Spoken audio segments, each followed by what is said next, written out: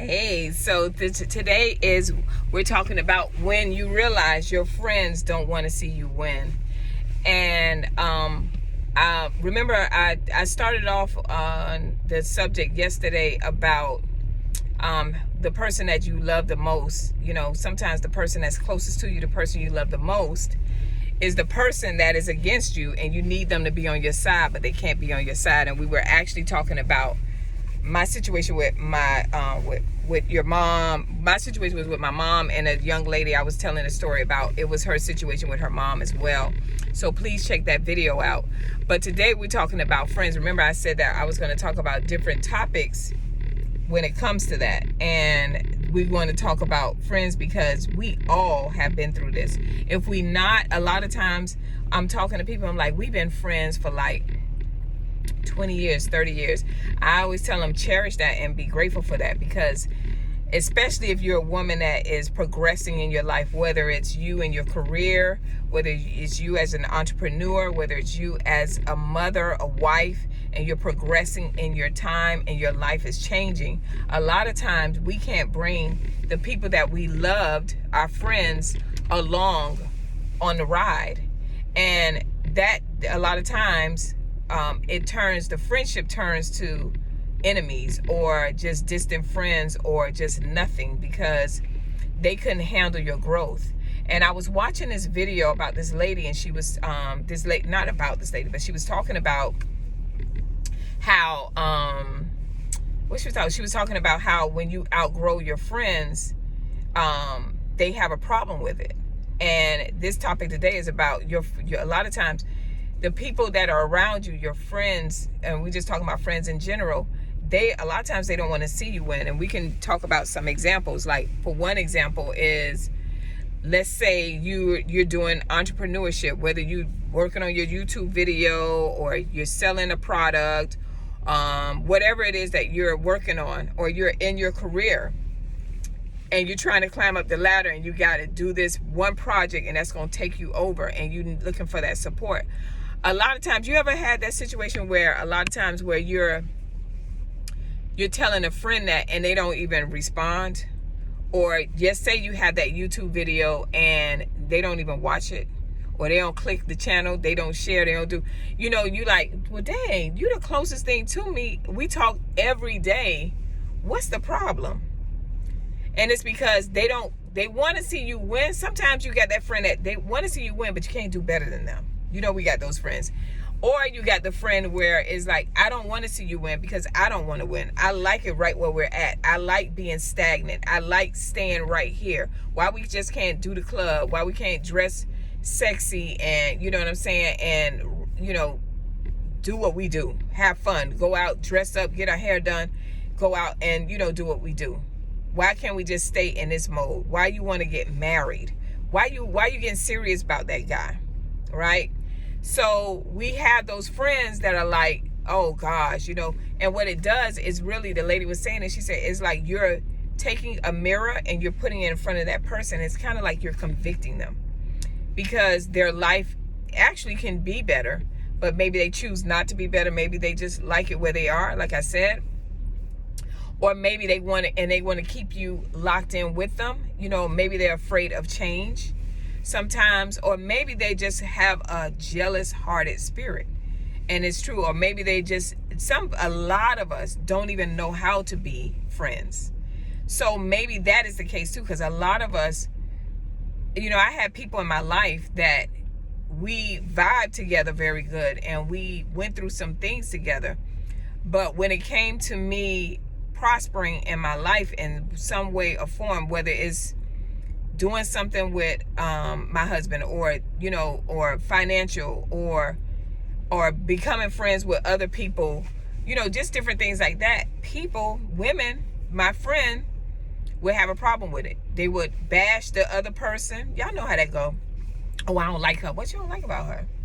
Oh, I don't think you should do that. Oh, well, why he always got you, why you always got to go off with him or whatever.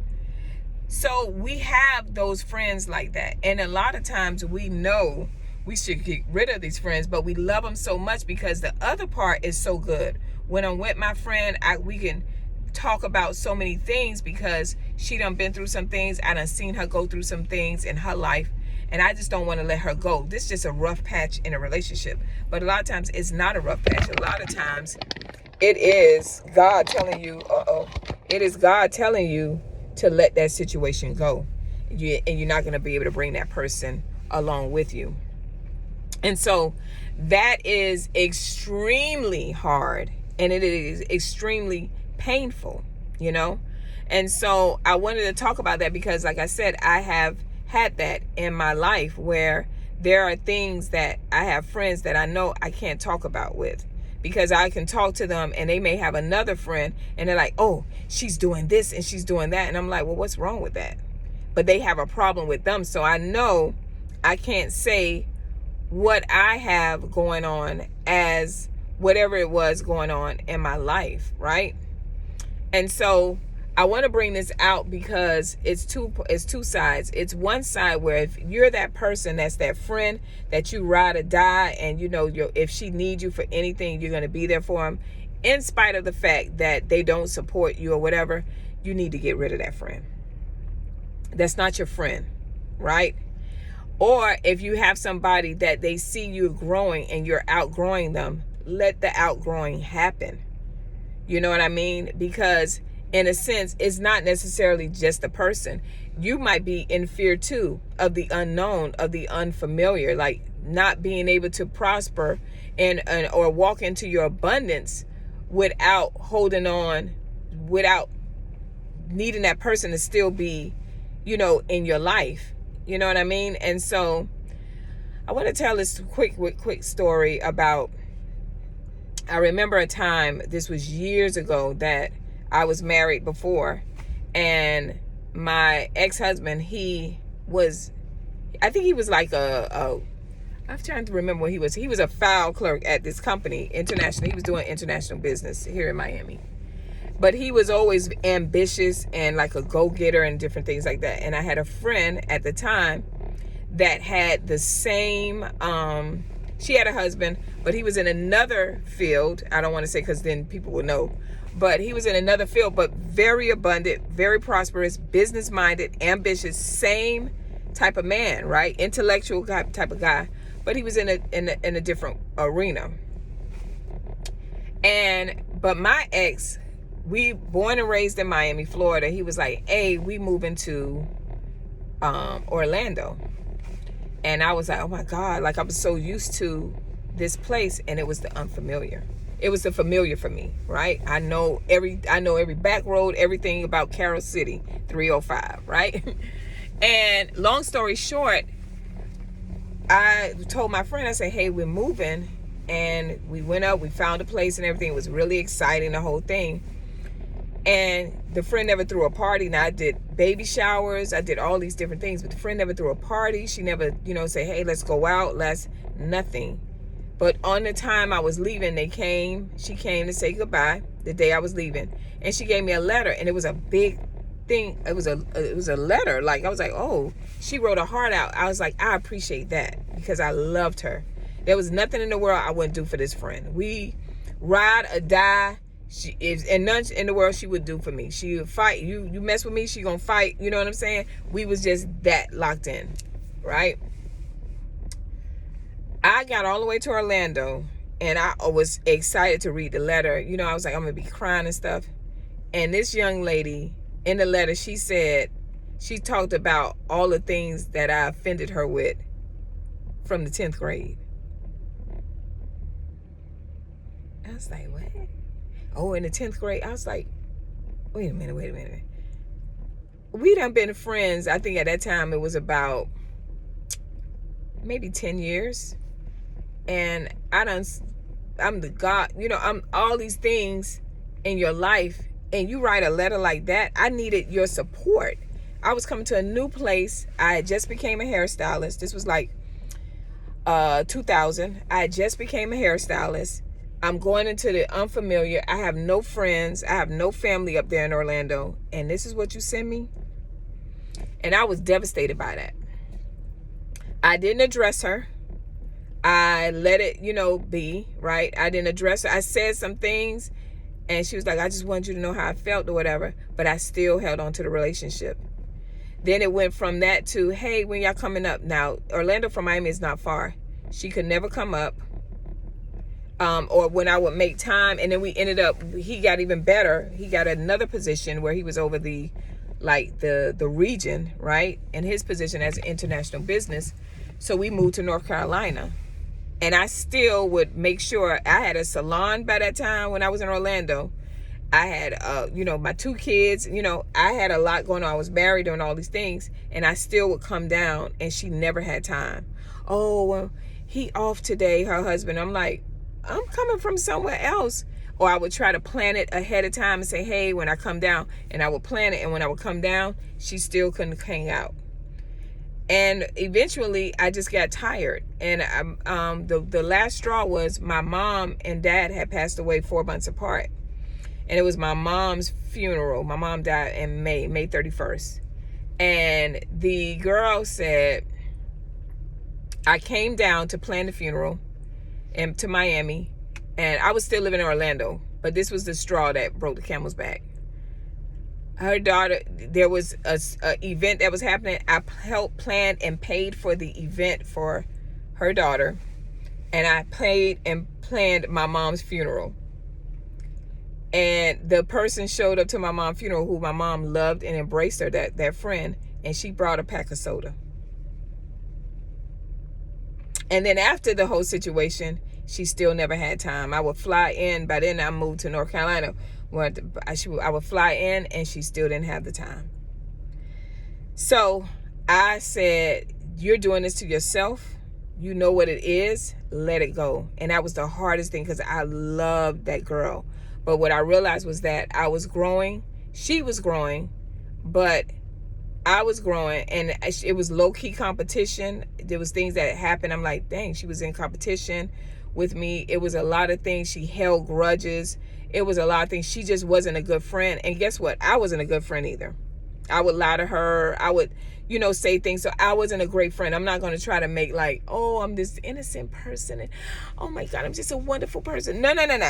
I was something else, And I let that relationship go. And that was one of the best things that could happen to me because I ended up meeting another friend that ended up showing me what a real friend is, where it was a give and take. Like, okay, you did that for me, I'm going to do this for you. But in that relationship, it was always take. So I say all of this to say, y'all know I had to put my stories in it.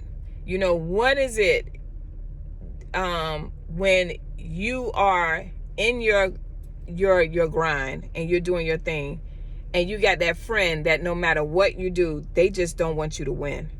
They don't care. They in they in low key competition with you. They get angry. And you know the signs. They don't call, or they act like they make your situation small. Oh, that little old thing. I like Kelly Rowland when she talk about that. What is it that you have experienced? And I know I'm not the only one that about. You got a friend that's really not a friend, and you should get rid of them. And they don't want to see you win, and it's hindering you. So I hope that this video helps you. I did tell you I was going to talk about some products. So y'all know I have a shortcut, right? And this is if you have natural hair and your hair gets curly, I use this Michi. It's a foam gel. I love this. It's like a one-stop shop. Literally, you could wash your hair if you don't have any chemicals and you have natural hair and you want a shortcut. And you have natural hair and your hair gets curly. I don't care if it's 4C or whatever. This is a great product. And this is the only thing I buy. I still use my Nairobi shampoo and conditioner. But this is my foam wrap. I just grabbed it up, y'all. And it's called Michi, M-I-C-H-E. So if for those of you that want to wear your shortcuts and you want to just a wash and go, it's good on longer curly hair too. It's good on longer natural hair as well. But I'm just showing y'all because I have a pixie cut what I do. But for the most part, every week I may wash my hair once or twice. Y'all already know about that Nairobi foam wrap. This is one of the excellent. I've been using Nairobi for over 20 years. Let's say 20 years when it came out. All of their product line, from their relaxers, their shampoos, conditioners. I always try to find out who is making the product because I want to believe it's black owned. I'm just not sure. If you do know, put it in the comments. But I use this, so I wash my hair with a shampoo conditioner. Sometimes I switch my shampoos and conditioner. I'll go to Affirm, I'll go to Nairobi, anything that's conditioning shampoo. Then I just put this on. It's going to give you a natural shine. I smooth out. That's why you see the girls, they got so many videos with the Nairobi foam wrap. I just put it in direction I'm going to curl my hair, and then I curl my hair and then go about my day. And it has a natural shine. I don't have to put all these heavy oils and different things on it. It's a beautiful, beautiful product. Smells great. Now, you can get it off of Amazon because I see women have access to it, and that's fine. The only thing is, a lot of the products, the hair products, professional products that you see online, those are hairstylists that didn't make it, or they closing their business and they sell the product. They selling the product online.